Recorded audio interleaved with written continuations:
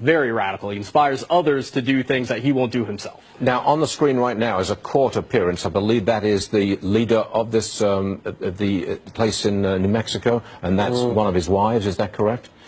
That looks like it, yes. There were 3 women that were arrested, mothers of the children, and then 2 men. What's this about a tunnel inside the compound? What's that all about? If you look at a video walkthrough of this compound, it's amazing the FBI didn't go in earlier, because you're looking at, they're preparing for war. They set up a 150-foot tunnel, built it, and actually had spots with sleeping bags so that they could hide underground, and an escape tunnel outside of the property limits so that they could escape without the authorities that are searching the property realizing what was going on. They were prepared to fight and die at that spot. It's a miracle that we didn't have an Islamic Waco.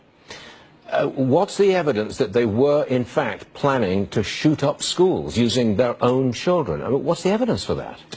It was indicated to me that has something to do with some type of interviews and interrogations that were going on. They're talking to the kids. I'm not sure if that's publicly confirmed yet, but the prosecutors are all saying it 100% to the point that they filed it in court. So it's not speculation. And look at the guns that they had there, and the fact that the local authorities, and this never happened, so I'm about to tell you, in the press release said, "We went in because we got tired of the FBI stalling." I've heard things like that happening, but to bring it to the point where you publicly say that, that's a high level of frustration. Well, I will add that when I look across the media, I see some coverage of the conditions that the children were in, but very little coverage of the Islamic radical connection.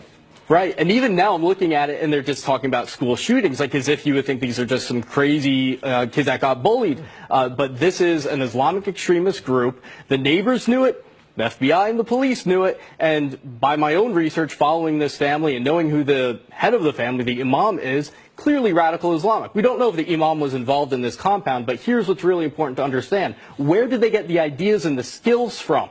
The imam teaches all that to the point that in 2001, and you can see a poster, he spoke at an event called Jihad Camp for Young Muslims. I gotta go.